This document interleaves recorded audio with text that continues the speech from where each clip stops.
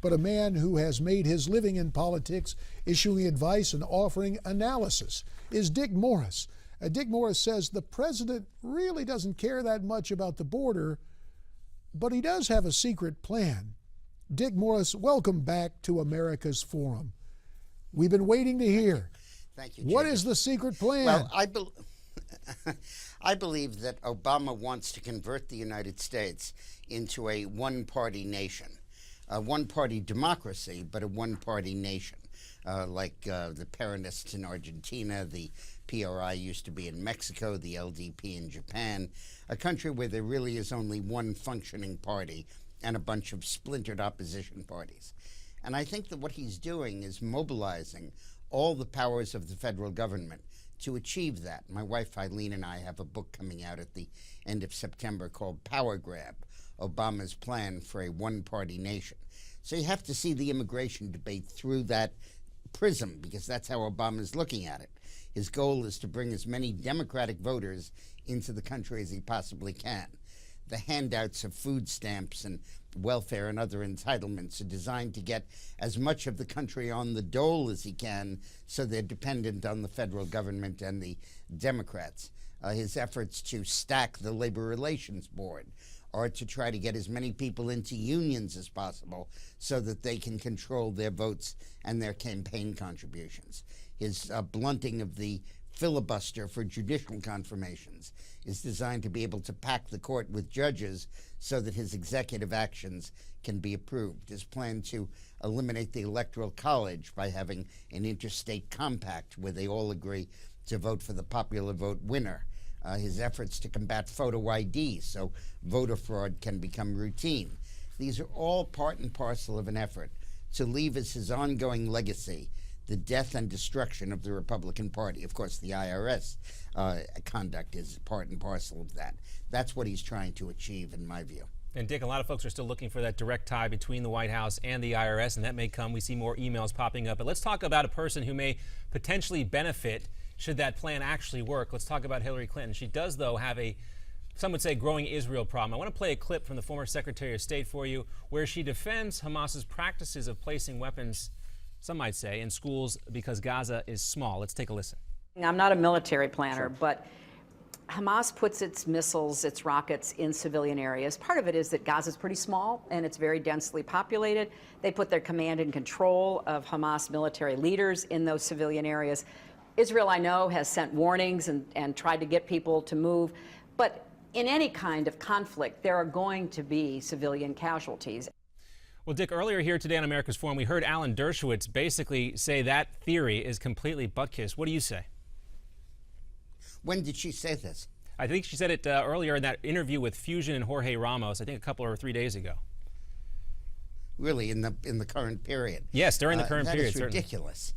That is ridiculous. There are places other than schools and the UN school and other places where hospitals where Hamas can set up its rocket launchers.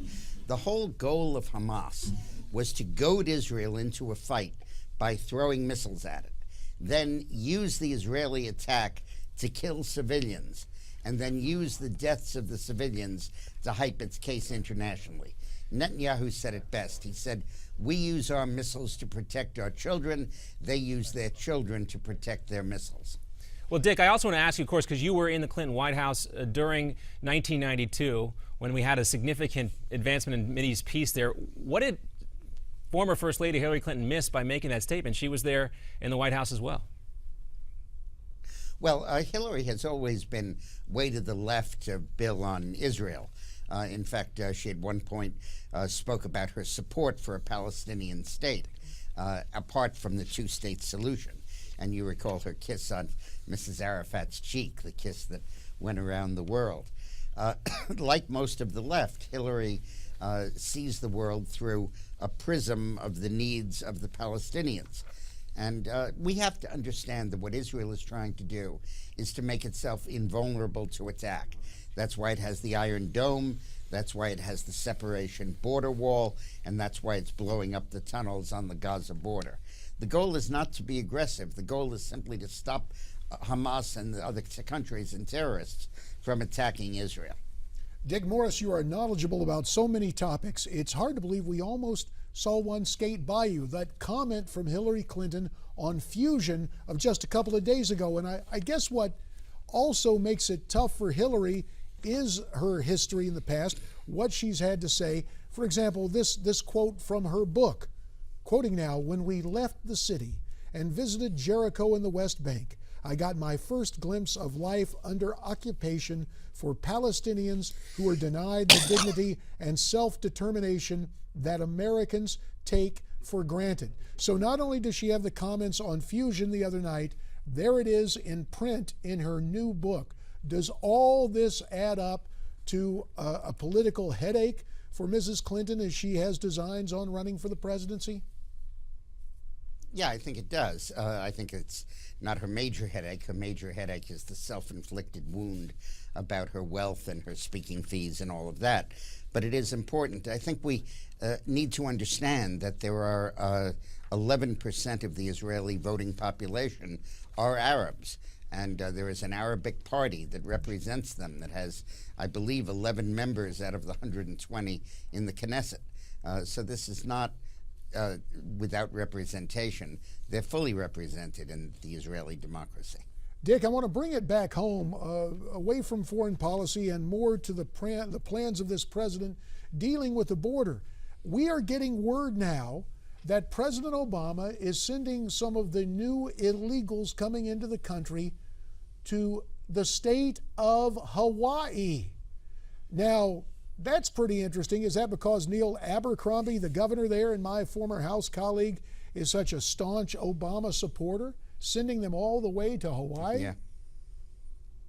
Well, I think he's sending them to all 50 states, but it's nice to give them a Hawaiian vacation.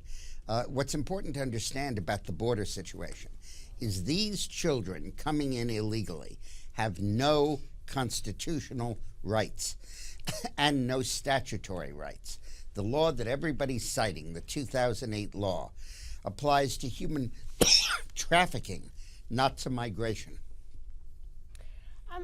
Ms. Morris, we also want to turn to talk about some midterm races. We know that Scott Walker, in the final 100 days of the campaign for Wisconsin governor, is facing Democratic challenger Mary Burke virtually in a dead heat. So who do you think is going to take this race? Oh, I think that Walker is going to win it. This is his third race. He's the only guy that served one term but had 4 elections, plus a recall effort for the Senate. You recall there was an effort to recall him that was beaten back. I think that he'll pull it out in Wisconsin. He's currently 2 ahead, and I wouldn't minimize that. He won by like 4 or 5 or 3 in one of the races, and he'll win by a narrow margin, but I think that he'll win. The important thing about what Walker is doing is that he has effectively neutralized the power of the public employee labor unions in Wisconsin. He's put a provision in the law that said that they have to be recertified each year by the teachers, and they've lost 80% of the elections. When given a vote, the teachers say to their unions, "We don't want you." But in this situation, speaking of unions, Dick, today we just get the ruling from the Wisconsin Supreme Court, again ratifying, trying to minimize the power of the unions. And if past history is any guide, when the unions are hit in this way, they try to coalesce for one last grand hurrah. Now, given the fact that the Democratic challenger is running fairly close to Governor Walker, can this Supreme Court ruling serve as the catalyst, as the rallying point for organized labor to really move in and make a difference in the Walker race? Well, there'll be every effort to do that, J.D., just like there was in the recall, but it fell short then, and I think it'll fall short now. Wisconsin is an armed camp politically. Both the conservatives and the liberals have mobilized every last possible voter, gotten humongous turnouts even in a recall election, and it's basically a face-off, and the conservatives have won.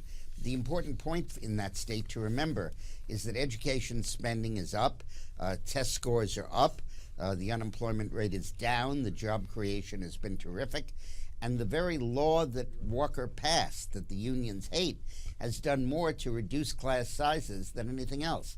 Because what he's done is he said all of our education money is going to go into the classroom. And he's saying that union members don't have to pay for an excessive union health insurance industry, excessive people transportation costs. All these companies are run by the unions at huge markups. He's diverted that money and put it back into teacher pay and the classrooms. And that's why the breach here is not between Walker and the teachers. It's between the teachers and their own union. All right, Dick Morris, we appreciate, as always, your encyclopedic knowledge and analysis of the political scene. We look forward to our next visit with you real soon. And we might point out that tomorrow we are going to go more in depth on the situation involving Scott Walker and what is afoot to try and unseat him there in the dairy state of Wisconsin. Do you think the unions will milk this for all it's worth? Oh, JD, don't be cheesy. And the hits keep coming. No, but seriously, Scott Walker, you know, he's going to be the guy who's going to be looked at, maybe even more so than Chris Christie, as a union buster here. Potential 2016. More to come, though. And the situation in Israel continues to unravel. Secretary of State Kerry is in India. Is he helping or hurting internationally? Our panel talks about it next.